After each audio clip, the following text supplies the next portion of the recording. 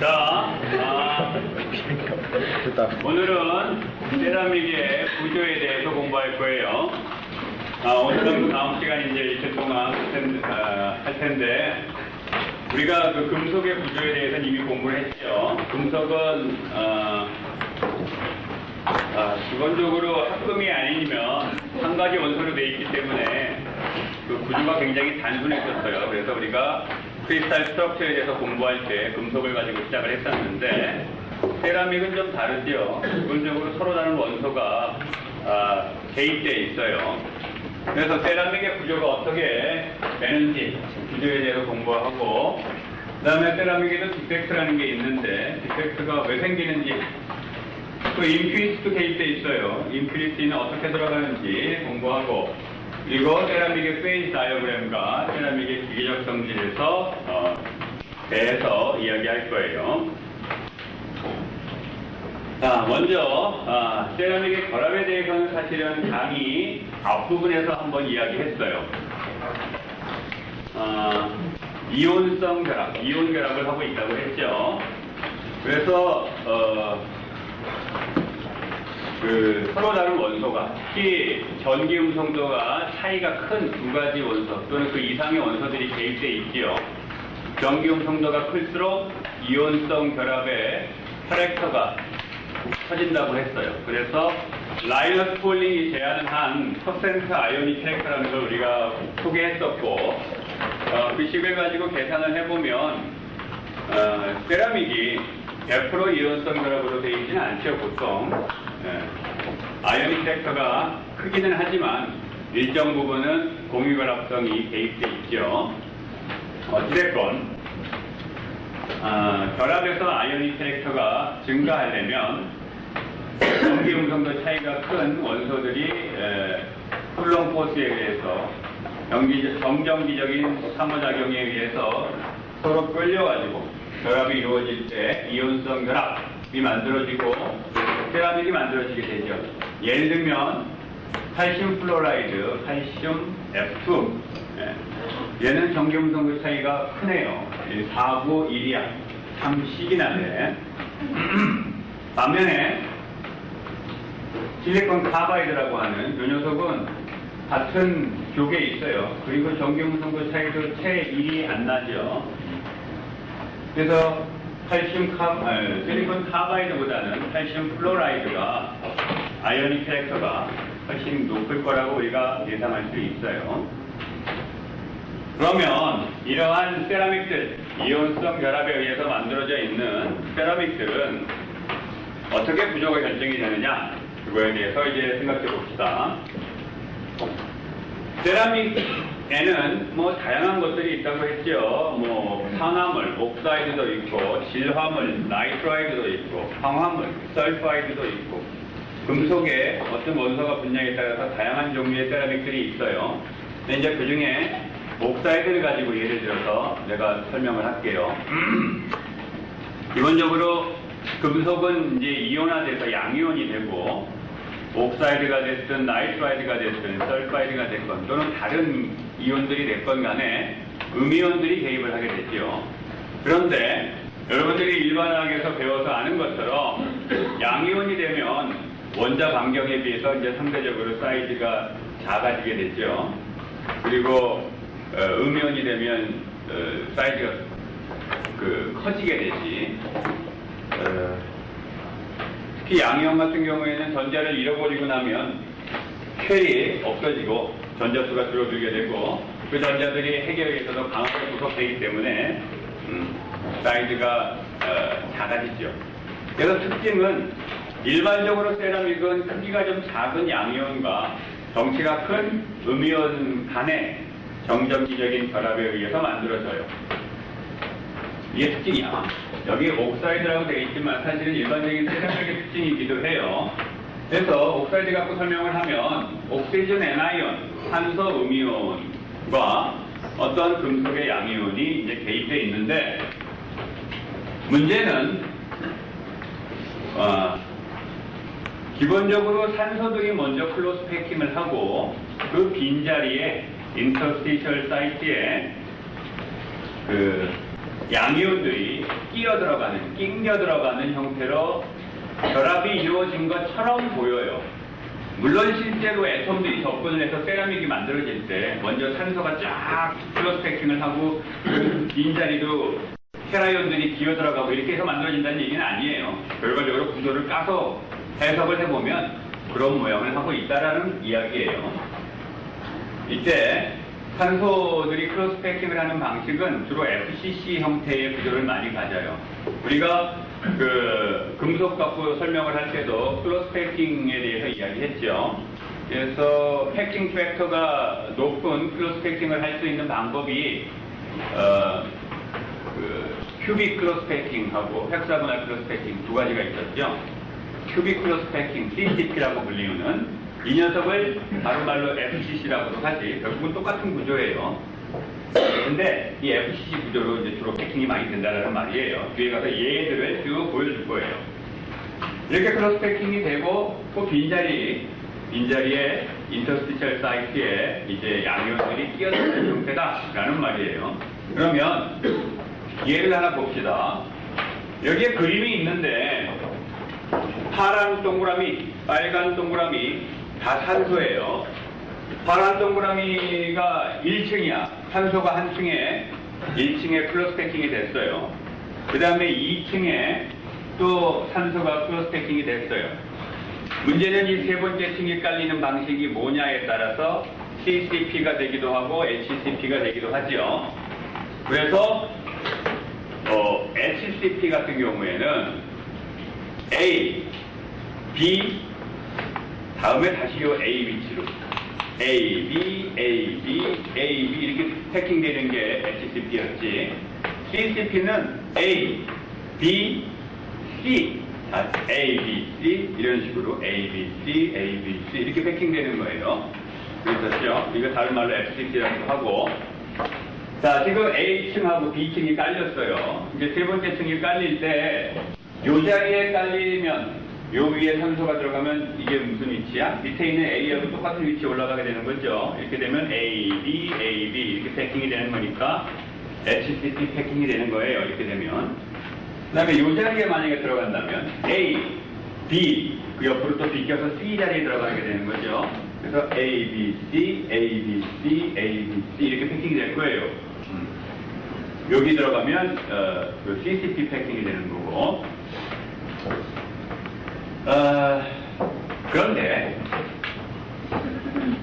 여기에 있는 빈자리, 여기 이제 빈 공간이 있죠. 여기에 산소가 올라가면 여기에 이제 빈 공간이 있는데 이 빈 공간 입장에서 보면 이 자리가 어떤 자리냐면 테트라히드랄 사이트예요.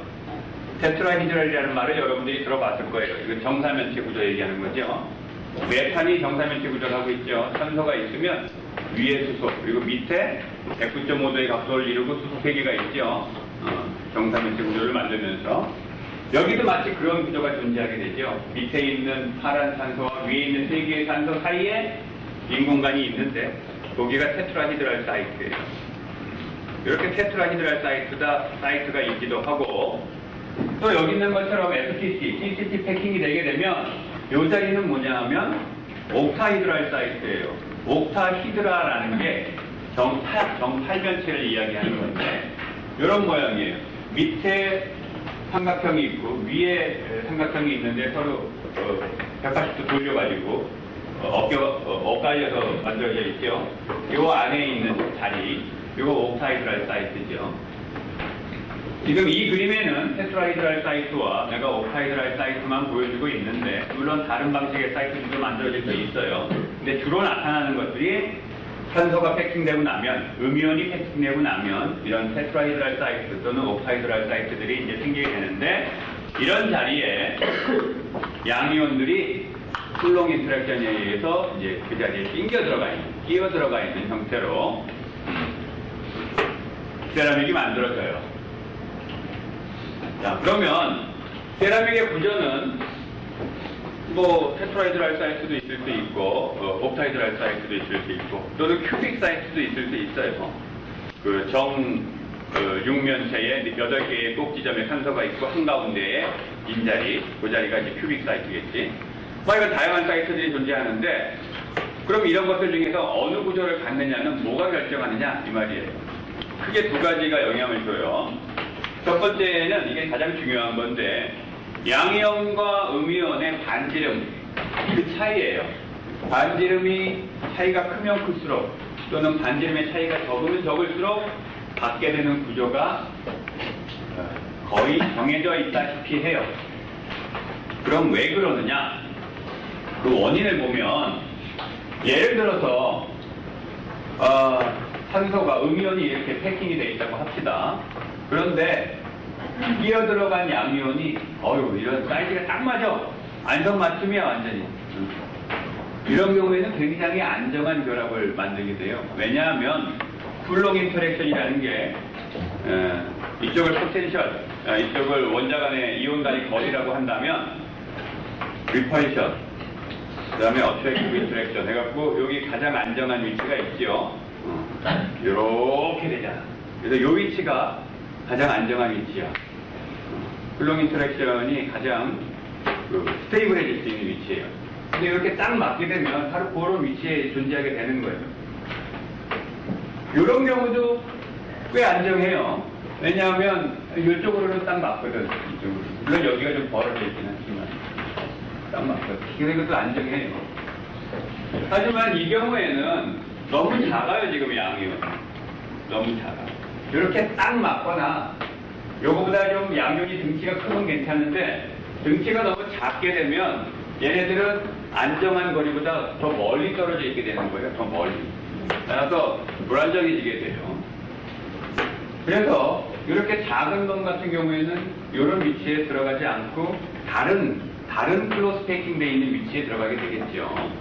따라서 양이온과 음이온 간의 사이즈 차이가 어떠한 값을 갖느냐에 따라서 양이온들이 들어갈 수 있는 사이즈가 정해져 버려요. 이온 결합에서는. 그 다음에 두 번째 중요한 요인은 이온성 결합의 특징은 쿨롱 인터랙션을 하고는 있지만 재료를 전체적으로 보면 어찌됐건 전하는 중성이어야 될 거 아니에요. 그렇죠? 소금 전하가 중성이에요. 정기적으로 중성이야. 따라서 양이온의 전하와 음이온의 전하, 그 재료를 조성하고 있는 양이온의 전하와 음이온의 전하가 정확하게 밸런스를 이루고 있어요. 그렇기 때문에 우리가 그 이온성 화합물의 화학식을 표기할 때 예를 들면 칼슘 플로라이드 같은 경우에 CaF2 이렇게 쓰지 않고 CaF2라고 쓰죠. 그 이유가 CaF가 되면 차지 뉴트럴리티가 성립이 안 되죠. 이 차지 전체적으로 재료가 중성이 되어야 되기 때문에 이와 같이 표시하는 거죠. 그래서 이 두 가지가 재료의 구조를 결정하는데 중요한 팩터로 작용을 해요. 그 중에서도 첫 번째가 우선적으로 중요해요. 자, 그러면 얘기하는 것처럼 상대적인 반지름의 차이, 이거를 우리가 Rn이온 분의 R테라이온 이렇게 표현해 봅시다. 그러면 일반적으로 이 레이쇼는 1보다 큰 값일까 작은 값일까? 작은 값이겠죠. 일반적으로 양면이 사이즈가 작기 때문에 이 비율은 일반적으로 1보다 작은 값이 되겠죠. 그러면 이 값에 따라서 양이온 입장에서 내가 이제 지금부터 이야기를 하면 양이온 입장에서 주위에 있는 음이온들의 개수, 결합을 하고 있는 니어리스트 네이버의 개수, 이걸 코디네이션 넘버라고 하는데 이 코디네이션 넘버를 보면 이와 같이 예를 들면 이 비율이 0.155예요. 다른 말로 내가 풀어서 얘기하면 음이온 반경에 비하면 양이온 반경은 15% 정도도 안 돼. 엄청 작은 거죠. 이렇게 작은 놈들은 만들 수 있는 구조가 이와 같은 것밖에 없다 이거야. 너무 작아서 두 개의 음이온 사이에 끼어 들어가는 이런 형태로 돼야 된다. 이게 가장 안정하다. 그 다음에 15%에서 한 22% 사이에 들어가는 이런 경우에는 이 세 개의 음이온 사이에 끼어들어가는 요 경우가 가장 안정하다라는 거예요. 쿨롱 인터랙션 관점에서 봤을 때. 그 다음에 22%에서 41%, 요 정도일 때는 테트라히드랄. 테트라히드랄이라는 건 아까 얘기했죠. 여기 지금 그 제일 위에 있는 음이온은 그 구멍을 뚫어놔서 밑에 안에 있는 게 보이게. 여기에 지금 양이온이 조그맣게 보이죠. 그 다음에 41%에서 73% 정도 사이에 있는 것들은 옥타이드랄 사이트. 옥타이드랄 사이트를 보는 각도에 따라서는 이렇게도 보이겠지. 요게 옥타이드라기 때문에 요 위에서 바라본 거죠. 요 위에서 바라보면 이렇게 보일 거예요. 그리고 또 어느 방향에서 봐야 되냐. 또 다른 방향에서 보면 이렇게 별처럼 보이기도 해. 내가 뒷슬라이드에서 좀 보여줄게요. 그 다음에 73% 이상이 되면 큐브에 정육면체의 꼭지점에 음이온들이 있고 한가운데 양이온이 있는 이런 구조가 가장 안정하게 돼요. 그래서 이 레이쇼가 어떤 값을 갖냐에 따라서 이온성 화합물이 가질 수 있는 양이온이 끼어들어갈 수 있는 그 자리가 인터스티셜 사이트의 종류가 결정이 돼요. 예를 들어서 보면 얘들은 드물고 이런 것들이 주로 나타나는데 이 두 개가 주로 나타나는데 먼저 이 테트라히드랄 사이트에 들어가 있는 거 이게 징크 설파이드가 대표적인 예인데요. 이게 파란 게 징크고 녹색이 설포예요. 이거 지금 정사면체 한가운데 들어가 있죠. 얘네들도 다 마찬가지예요. 정사면체 한가운데 들어가 있어요. 이와 같이 테트라히드랄 사이트에 설포가 들어가 있는 구조가 존재해요. 얘네들의 아이오닉 레디어스를 계산해 보면 요 사이에 아마 들어갈 거예요. 같이. 그 다음에 소금 NaCl. NaCl은 계산해 보면 또 저 레인지 안에 들어갈 거예요. 보다시피 소듐 파란 게 소듐이고 이제 녹색이 CL인데 소듐 입장에서 보면 하나 둘 셋 넷 위에 아래 이 6개의 N아이온이 코디네이션 돼 있죠. 이 코디네이션 넘버가 6이지 그래서 하나, 둘, 셋, 넷 아래 위에 그래서 요 구조죠 지금. 요 옥타이드랄 사이트에 소듐이 들어가 있어요. 그 다음에 시듐 클로라이드. 얘는 시듐은 굉장히 큰 원소예요. 그 주기율표에서 상당히 아래쪽에 있어요. 2가짜리구나. 2가짜리고. 그래서 이런 형태로 8배를 하고 있어요. 그래서 얘는 코디네이션 넘버가 4, 6, 8 이렇게 되는 거고 내가 전 슬라이드에서 이야기할 때 N아이온들이 먼저 클로스 패킹이 되는데 주로 FCC 그러니까 다른 말로 얘기하면 CCP 패킹이 된다고 했었죠. 실제로 보세요. 저 N아이온들이 지금 FCC 패킹돼 있죠. 이것도 FCC 패킹돼 있지. 근데 얘는 FCC 아니지. 이거는 그 N아이온만 보면 N아이온은 그냥 심플 큐빅 형태의 패킹이 돼 있는 거예요. 이런 패킹된 자리에 시듐이 들어간 거야. 등치가 커서.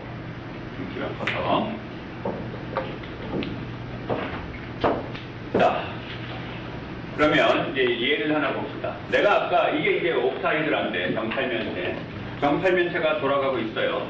내가 지금 하고 딱 한번 그 순간에 이 모양을 봐요. 지금!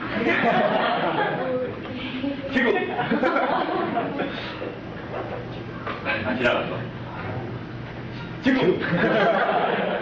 별 보이지 별. 삼각형 두 개로 만들어진 별. 그래서 이 옥타이드라는 어느 관점에서 보냐에 따라서 이 별 모양으로 보이기도 하고, 저 위에서 보면 다크킹처럼 보이기도 하고, 이렇게 보이죠? 그거 다 옥타이드라예요. 근데 이 옥타이드랄 사이트에 양이온이 들어가는 경우가 아까 얘기할 때 내가 41%에서 대략 73% 정도 되는 이 정도 레인지일 때라고 했어요. 그러면 이 값은 도대체 어떻게 결정됐냐 이 말이에요. 이 값은 그냥 대충 쓴 값이 아니에요. 그냥 계산돼서 나온 값이에요. 예를 들어서 이 값을 계산해보자 이 말이에요. 0.414 0.414보다 크면 옥타이드라가 가능해져요. 그러면 옥타이드랄 사이트에 양이온이 들어갈 수 있는 미니멈 값이 0.414인데 저값이 어떻게 계산되느냐 이 말이에요. 자, 별 말이고 이제 사각형 보이지? 그 사각형의 내 뒷쟁이에 음이온이 있는데 이 그림이겠죠, 그러면. 그리고 한가운데에 양이온이 끼어 들어가 있어요. 완벽하게 안성맞춤인 구조가 바로 요거야. 딱 맞죠, 지금? 이런 경우에 이 옥타이드라의 각 변의 길이는 다 똑같은 거죠. 정팔면체니까. 이 변의 길이를 A라고 한다면 A는 양이온의, 음이온이지. 음이온의 반지름의 2배죠. 음이온의 반지름의 2배고. 그 다음에 이 길이를 봅시다. 이 길이는 음이온의 반지름이 2개 들어가고 양이온의 반지름이 2개 들어가서 지름이 됐죠. 그래서 식이 이렇게 만들어질 거예요. 요게 A면 AA 루트 2A니까 1대1 대 루트 2. 그래서 요식과 요식을 두 개를 연립으로 하면 우리가 이 레이셔를 구할 수 있겠죠. 이 레이셔를 구해보면 얘 여기다 대입한 거예요. 대입해서 식을 정리하면 이렇게 되고 Ni온끼리 묶어서 레이셔로 만들면 루트 2 빼기 1이 되지. 그래서 0.414가 나온 거예요.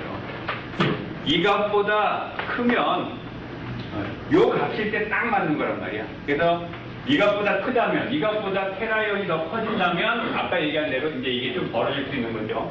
좀 벌어지는 거는 용인된다고 했잖아. 그것도 비교적 안정하다고. 그렇죠? 그래서 이 값보다 크면 옥타이드라이 사이트에 들어가게 돼요. 하지만 지나치게 커져서 0.732보다 커지게 되면 그때는 요 구조가 되게 된다는 거예요. 그럼 0.732는 어떻게 만들어졌느냐? 이것도 또 이게 바디 센터도 돼 있지 지금 양이온이. 그러니까 또 계산할 수 있겠죠. 따라서 여기 있는 이 숫자들은 내가 다 시험 문제를 낼 수 있는 숫자들이야. 다 계산이 되는 숫자들이에요. 뭐 내겠다는 게 아니고. 자, 그 다음에 지금까지 이온성 결합일 때, 이온 결합일 때 양이온과 음이온의 반지름의 그 비율, 상대적인 크기, 얘가 양이온이 들어갈 인터스티셜 사이트의 구조가 뭐냐를 결정한다라고 했어요. 근데 이 규칙이 비교적 잘 맞아요. 이 말은 안 맞을 때가 있다는 얘기지. 그럼 언제 안 맞느냐? 바로 아이오닉 캐릭터가 작을 때 안 맞아요. 이온성 결합은 100% 이온 결합 이런 거는 없어요. 다 그 코밸런트 본딩의 캐릭터가 다 개입돼 있죠. 100% 공유 결합은 존재해요. H2. 수소의 S 오비탈과 수소의 S 오비탈이 만나서 만드는 H2 분자, 이거는 100% 공유 결합이에요. 하지만 아이오닉 본딩은 그렇지 않아요. 그래서 라이언스 폴링의 그 퍼센트 아이오닉 캐릭터 식으로 계산하면 어떤 화합물은 그 값이 크게 나오고 어떤 화합물은 작게 나와. 근데 아이오닉 캐릭터가 작은 그러한 화합물들은 다른 말로 얘기하면 공유결합이 많이 개입하고 있다는 얘기예요. 근데 공유결합의 특징이 뭐예요? 디렉셔널 하다 그랬지? 디렉셔널. 그 디렉셔널 한 이유가 뭐야? 바로 오비탈 하이브리다이제이션, 혼성화에 의해서 하이브리드 오비탈이 만들어지는데 그 하이브리드 오비탈이라는 게 특정 방향으로 이렇게 뻗치고 있는 거잖아. 예를 들면 sp3다. 그러면 정사면체의 꼭지점을 향해서 뻗쳐져 있고 4개의 오비탈이, sp2면은 그 삼각형의 꼭지점으로 뻗치고 있고, sp면은 막대기 마냥으로 뻗치고 이런 거잖아요. 디렉셔널 하지요. 예를 들어서 실리콘 카바이드. 아까 얘가 그 정경성도 차이가 얼마 안 나는 그 놈이었어. 얘를 라이너스 폴링의 시값으로 계산해보면 15%도 안 나네. 11.5% 밖에 안 돼요. 나머지는 코밸런트 본딩 캐릭터예요. 코밸런트 본딩이 이렇게 많이 개입되어 있기 때문에 얘가 만들어질 때는 실리콘이 만드는, 실리콘도 4조 원소지요. 탄소도 4조 원소예요. 따라서 sp3 하이브리다이제이션이 될 거야. 그지? 실리콘의 sp3 오비탈과 카본의 sp3 오비탈이 서로 결합을 하는 형태가 될 거기 때문에 디렉셔널하게 테트라히드랄 한 포지션에서 각각 결합이 되게 되겠죠. 따라서 얘네들이 실리콘이 들어가는 자리는 테트라히드랄 자리일 거야. 뭐 카본도 마찬가지로 테트라히드랄 자리에 들어가야 되겠지. 이거 계산해보면, 내가 여기 계산은 안 해놨지만 실리콘과 카본에 대해서 이온 반경을 따져서 만약에 계산을 한다면 그 값이 우리가 예측하는 앞에서 테이블로 보여준 그 규칙과 안 맞을 거예요. 안 맞는 게 사실은 당연해요. 아까 그 규칙은 아이오닉 본딩을 한다라는 가정하에서 우리가 얘기한 거기 때문에. 자, 이제 얘를 잘 만든 예를 좀 봅시다. 아이런 옥사이드, 이게 어떤 결합을 하고 있을까? 어떤 구조를 갖고 있을까? 이 말이에요. 그래서 아이론은 몇 가짜리죠? 3가? 2가. 네, 아이론은 2가, 3가 다 존재하죠.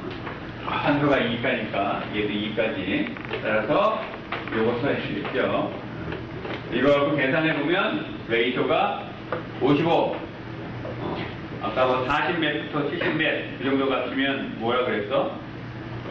그렇지, 여기 써있네. 41.4부터 73.2면 옥사이드랄 사이트라고 했었죠. 네. 따라서 얘는 옥사이드랄 사이트에 들어가 있는 구조. 그게 아까 어떤 구조였어요? NaCl 구조였었죠. NaCl 구조를 갖게 될 거예요.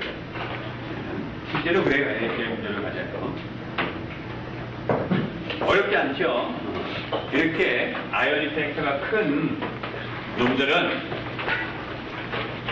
아주 착하게 규칙을 잘 따라요.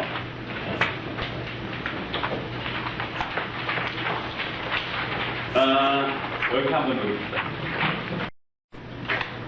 자, 지금부터는 대표적인 세라믹의 스트럭처에 대해서 이야기할 텐데, 먼저 양이온 하나하고 음이온 하나로 이루어져 있는 세라믹들, AX 타입의 세라믹들의 구조, 크게 중요한 구조가 세 가지 정도가 있어요. 그 세 가지 구조를 얘기할게요. 먼저 사람들이 징크 블렌드 스트럭처 또는 스팔러라이트 스트럭처라고 부르는 이 녀석이야. 이건 뭐냐 하면 징크 설파이드가 갖고 있는 구조를 얘기하는 거예요.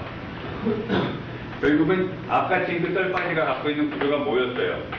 테트라히드랄 사이트에 징크가 끼어들어가 있는 거였었지, 산소는 FCC로 패킹이 되어 있고, 그렇죠? 이 구조를 사람들이 징크 설파이드 구조 또는 징크 블렌드 구조 또는 스팔러라이트 구조 이렇게 불러요. 마치 다 알아야 된다는 뜻이. 근데 이런 얘기 나오면 별거 아니구나 이렇게 생각하면 돼요.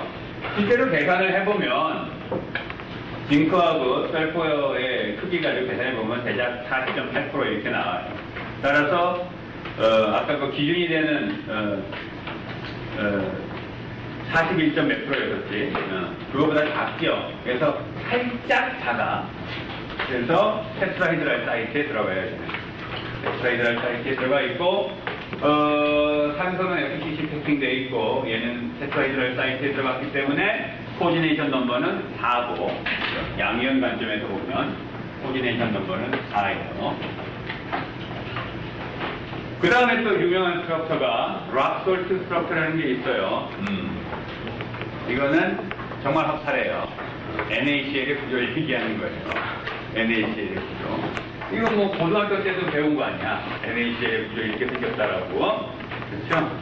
이거를 그냥 NaCl 구조 이러면 될걸. 사람들이 잘난 척 하느라고 또 락솔트 구조 이렇게 불러요. 왜냐하면 락솔트라는 광물을 이렇게 봤더니 구조가 이렇게 생겼더라. 그래서 이름을 이렇게 붙였어요. 이것도 계산해 보면 56.4 이렇게 나와서 옥사이드랄 사이트에 들어가죠. 마찬가지로 산소는 FCC 패킹되어 있고, 옥사이드랄 사이트에 소듐이 들어가 있고, 양이온이 들어가 있고, 코디네이션 넘버는 6이죠. 6. 계속 이런 얘기야. 재미없어. 그 다음에 이거 락솔트 구조의 예들이야. 아까 계산했던 FEO 우리가 계산했었죠? 마그네슘 옥사이드도 똑같아요. 계산해보면 이것도 51.4야? 왜 이렇게 51.4가 많아? 51.4구나 얘는. 51.4고. 네. 그래서 마찬가지 구조를 갖고 있어요. 마그네슘이 6개의 산소에 의해서 코디네이션 되어 있고, 산소는 FCC 패킹이 되어 있는 그런 구조. 요거 락솔트. 쭉 많이 나오는 구조예요.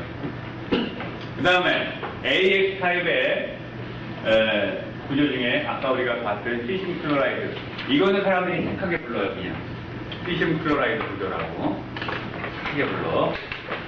이거는, 큐빅 사이트에 양이온이 들어가 있고, 8개의 꼭지점에 산소가 들어가 있어요. 그래서 산소는 심플 큐빅으로 패킹이 되어 있는 거예요. 심플 큐빅으로 패킹이 되어 있고, 그 한가운데에 시슘이 들어가 있는. 이런 녀석들은 언제 나타나냐 하면, 이 값이 굉장히 클 때, 0.939는 거의 1에 가깝죠. 시슘이 등치가 커요. 클로라이드 이온에 거의 접근했어. 이 레이쇼가 반경의 비율이 1보다 작은 게 보통이지만 사실은 1보다 큰 경우도 있어요. 등치가 큰 양이온과 등치가 작은 음이온이 만나서 만들어지는 세라믹들은 오히려 이 비율이 1보다 큰 경우도 있어. 그런 경우에는 8배보다 더 큰 배율도 나타나요. 12배 이런 게 나타나요. 제가 여기 보여주지는 않지만. 그래서 이 경우에는 큐빅 사이트에 시즘이 들어가고 레이즈는 8이다라는 거야. 이거 말고도 사실은 AX 타입의 그 다른 구조들도 많이 있어요. 무슨 뭐 얘기하면 헷갈리니까 안 할게. 어짜이트 구조니 뭐 화물마다 구조도 참 많아요. 근데 그런 것들이 다 특정 광물의 구조를 해석하고 나니까 이렇게 생겼더라 해서 그 광물과 비슷한 구조다라는 의미예요. 우리 와이프는 박명수가 이승철을 닮았다고 하는데 내가 사실 전 시간에는 교수님은 원빈을 닮았다. 이 예를 들었는데 애는 반응이 이상해. 그러면 박명수는 이승철을 닮았다. 우리가 이렇게 얘기하듯이 뭐 어떤 물질의 구조를 해석했더니 NaCl과 구조가 비슷하다. 그러면 랍솔트 구조 이렇게 부른다는 말이에요. 자, 그 다음에 좀 더 복잡한 세라믹을 봅시다. 양이온과 음이온이 한 가지 종류지만 대입되어 있지만 원자의 개수가 1대1이 아닌 경우도 있을 거예요. 그래서 양이온이 한 가지 종류이긴 하지만 여러 개, 음이온도 한 가지 종류이긴 하지만 여러 개 들어갈 수도 있겠죠. 이렇게 해서 차진 뉴트럴리티가 만족되는 그런 녀석들이 있을 거예요. 그 대표적인 게 AX2 형태의 세라믹인데 대표 선수가 얘예요. 칼슘 플로라이드. 이게 원래 화학적인 명칭은 칼슘 플루오라이드. D, 여기가 D가 돼야 돼. 플루오라이드 이렇게 돼야 되는데 이 미네랄러지, 광물학 하는 사람들이 이거 발견해서 했을 때 이름을 플로라이트라고 붙였어요. 그래서 얘가 갖고 있는 구조를 플로라이트 스트럭처라고 불러요. 뭐 선배들이 이렇게 했으니까 후배를 쫓아가는 거예요. 어쩔 수 없어. 아쉬우면 먼저 태어나든지 뭐. 자, 이거 봅시다. 구성 이온은 플로라이드 이온이 아니고 칼슘 이온이에요. 여기 사이즈를 보면 이렇게 돼요. 75.2.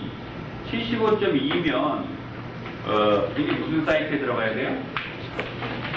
아까 우리가 그 본 테이블에 보면 큐빅 사이트. 큐빅 사이트에 들어가야 된대요. 자, 실제로 어때요, 얘네들이? 큐빅 사이트에 들어가 있죠? 이게 지금 유닛셀인데,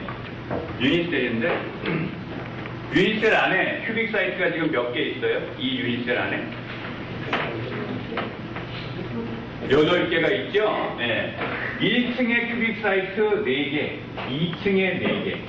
8개 있어요, 지금. 이게 8개로 안 보이는 사람들은, 입체감이 좀 떨어지는 거야, 지금. 자, 요게 지금 2층에 있는, 앞쪽에 있는 거야? 뒤쪽에 있는 거야, 얘? 뒤쪽에 있는 거예요. 2층 왼쪽 뒷방이에요, 얘는. 얘는 2층 오른쪽 앞에 방. 그죠? 그 다음에 얘는 그럼 뭐겠어? 1층 왼쪽 앞에 방. 얘는 반대로 뒷방이에요. 지금 그래서 내가 이 사이트만 보면 아래층에 앞에 방, 뒤에 방이면 위층은 이렇게 앞에 방, 뒤에 방이 엇갈려 있는 거예요. 이렇게. 이런 식으로. 왜 저렇게 들어갔을까? 차지 뉴트럴리티 때문에 그래요. 아까 세라믹의 구조를 결정하는 게 뭐였어? 상대적인 사이즈하고 두 번째는 차지 뉴트럴리티라고 했었죠? 차지 뉴트럴리티가 상관이 없다면 이게 8개 다 들어가야지. 어? 큐빅 사이즈 8개 있으니까. 근데 8개가 들어가면 중성이 안 돼. 중성이 될 수가 없죠. 중성이 되려면 절반만 들어가야 돼요. 근데 절반이 들어가면서도 이렇게 골고루 앞뒤 뒤앞 아니구나 뒤앞 앞뒤 이렇게 들어가 있는 거예요. 이렇게 해서 유닛셀 안에 차지 뉴트럴리티를 맞춘 거예요. 그리고 말 나온 김에 한 가지 더 이야기하면 유닛셀이 상당히 크죠. 왜 이렇게 커졌어?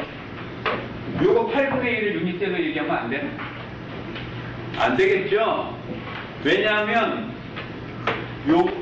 물론 요 8분의 1만 해도 그 정밀명체가 되겠지. 근데 저렇게 하면 유닛셀이라고 할 수가 없어. 유닛셀이 반복되면 그 재료가 만들어질 수 있어야 돼요. 근데 내가 요거 택해가지고 그걸 반복시키면 어떻게 돼? 그냥 싱글 큐빅 구조가 돼버리잖아. 그렇죠? 그래서 반복하면 그 재료가 만들어지는 최소 단위가 되려면 이 전체가 유닛셀이 돼야 되겠죠.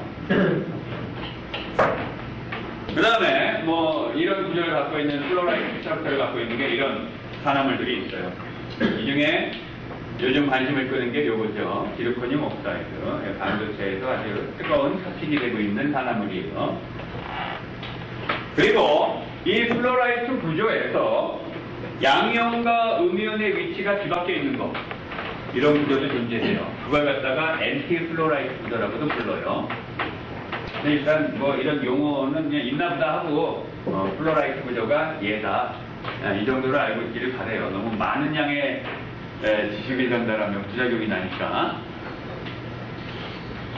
자, 그 다음에 좀 더 복잡한 거. 복잡은 하지만 이미 배운 거예요, 사실은. 이번에는 양이온이 2가지 종류의 양이온이 대입되어 있어. 이 음이온은 1가지 종류. 이런 것 중에 제일 유명한 게 AbX3 형태, 특히 AbO3 형태의 화합물, AbO3 형태의 이 화합물, 이 바륨 타이타니트가 대표 선수인데 이런 구조를 페록사이트 구조라고 불러요. 페록사이트 구조는 어떤 구조냐 하면 이거 언제 얘기했지 내가 바륨 타이타니트?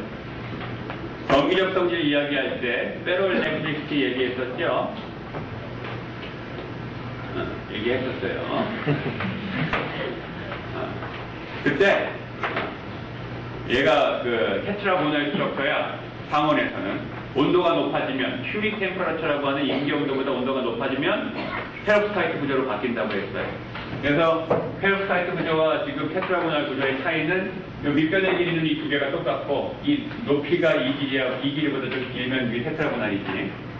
테트라고널일 때 여기 가운데 있는 타이타늄하고 여기 있는 산소가 약간 중심선에서 어긋나 있다고 했죠. 뭐 0.0020스트롱인가 뭐 얼마가 어긋나 있다고 했었어. 그래서 퍼머넌트 타입을 향상했다고 했었죠. 근데 온도가 높아져서 큐리 템퍼러처보다 높아지게 되면 이게 다시 이런 페록사이트 구조, 이 길이가 다 똑같은 그런 구조로 바뀌게 된다고 얘기했었어요. 자, 근데 어찌됐건 이 구조의 특징은 많은 경우 산소가 패킹이 되니까 FCC로 패킹된다고 했는데 산소가 FCC의 페이스 센터드 위치에는 산소가 들어가요. 근데 이 꼭지점 자리에 산소가 들어간 게 아니고 그 자리에 바륨이 들어간 거예요. 바륨이. 왜냐하면 바륨의 등치가 좀 크거든. 커요. 그래서 산소하고 바륨이 사이좋게 나눠서 FCC 패킹을 하고 여기 가운데 옥타이드랄 사이트에 타이타늄이 들어간 거예요. 굉장히 사이좋은 구조예요. 서로 공생할 수 있는 양이온과 음이온이 사이좋게 FCC 크로스패킹 되는 그 자리를 나눠 가져서 바륨하고 산소가 그리고 사이즈가 작은 타이타늄이 여기에 끼겨 들어가 있는 이런 사이좋은 구조를 페록사이트 구조라고 불러요. 그 다음에 이제 마지막 하나만 더 합시다. 요거 할까 말까 하다가 내가 집어넣었는데. 자, 마찬가지로 양이온이 2가지 종류로 되어 있고 음이온이 1가지 종류인데 형태가 AB2X4 형태 이런 또 세라믹들이 있어요. 그 중에 이제 산화물인 게 마그네슘 알루미네이트라고 하는 게 있는데 이 녀석이 갖는 구조를 스피넬 스트럭처라고 해요. 스피넬 스트럭처라는 건 뭐냐면 이 구조예요. 이 구조인데 세계의 사진이 안 나와서 그림이 안 나와서 내가 이거 인터넷에서 따오다 보니까 해상도가 좀 심하게 떨어지는데 이게 뭐냐면 마그네슘 이온은 테트라히드랄 사이트에 들어가 있고 알루미늄은 옥타이드랄 사이트에 들어가 있어요. 왜 그랬을까? 마그네슘하고 알루미늄에 대해서 탄소 이온하고 상대적으로 원자 반경 계산해 보면 얘는 테트라히드랄 사이트를 선호할 거예요. 아마 내가 계산은 안 해봤지만 알루미늄은 이 사이트를 선호할 거야. 그래서 얘네들이 결합을 만들 때 여기 보세요. 마그네슘 여기 요거 볼까? 여기 제일 보기 편한 테트라히드랄 사이트에 딱 들어가 있죠? 탄소 4개하고 4개 하면서 그렇죠?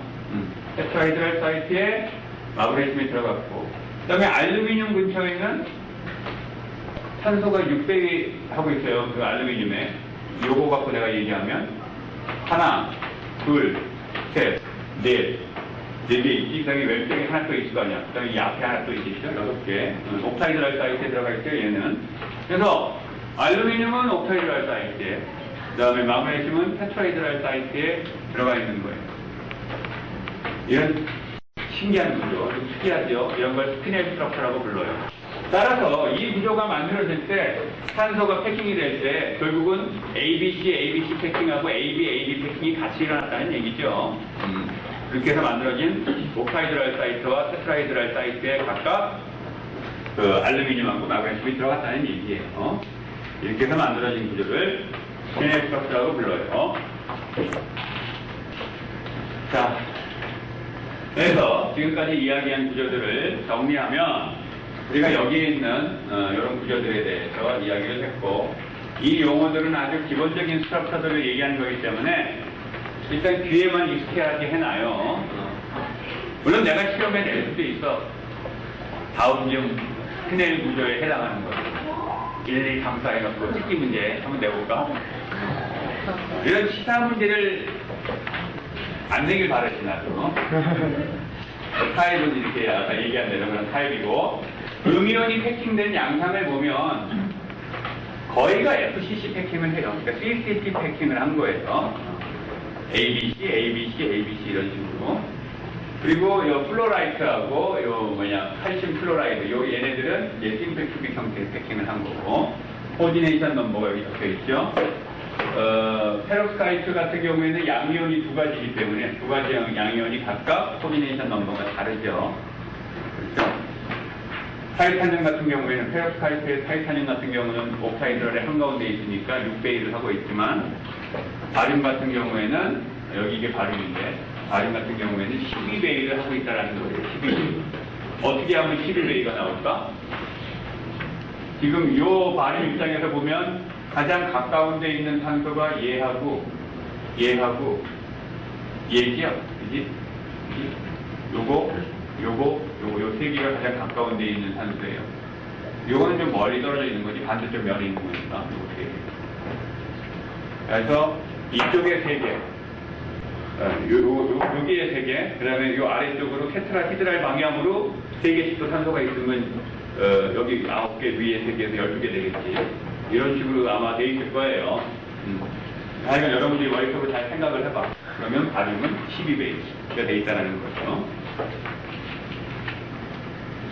그 다음에 이거는 지금 캐라이언 관점에서 Ni온이 몇 배 1 하고 있냐는 거고 여기 있는 숫자들은 Ni온 관점에서 캐라이언이 몇 배 1 하고 있냐는 거예요. Ni온은 캐라이언이 몇 개, 리어리스트 네이버가 몇 개 있느냐 이 말이에요. 그리고 여기는 이그 샘플들이에요. 지금 시간을 꽤 투자해서 내가 설명을 했는데 요지는 이 뒷부분에 얘기한 이런 이름들을 아는 것도 좋지만 세라믹의 구조가 만들어지는 원리를 이해하는 게 훨씬 중요해요. 기본적으로 세라믹은 아이오닉 본딩이기 때문에 쿨롱 인터랙션에 의해서 만들어지고 쿨롱 인터랙션이 가장 안정화될 수 있어야 하기 때문에 Ni온이 크로스 패킹된 상태에서 캐라이온이 낑겨 들어가 있는 형태의 구조가 만들어진다. 실제 만들어지는 절차가 그렇다는 게 아니고 까놓고 분석을 해보면 그렇다는 거예요. 그 다음에 마지막으로 이거 사실 얘기 안 해도 되는데, 덴시. 세라믹의 덴시는 유니셀 안에 있는 부피, 유니셀의 부피죠. 이 부피 안에 무게가 얼마나 되냐, 그 들어가 있는 원소의 무게가 얼마냐, 따라서 양이온의 원자량, 그 다음에 그 몇 개가 있는지가 필요하죠. 그러니까 그 벡터를 아보가드로수, 요게 지금 몇 개가 들어있냐라는 거죠. NI온이 몇 개 있는지, 테라이온이 몇 개 있는지. 그 다음에 여기 아보가드로수. 이 식을 가지고 여러분들이 베이스 계산을 할 수 있겠죠. 이건 뭐 일반학 수준의 이야기죠. 자, 여기까지 하고 다음 시간에 이제 소위 실리케이트라는 거에 대해서 이야기할 거예요. 우리가 글래스의 기본 구조이 되는 건데 그 구조에 대한 이야기를 하고 강의를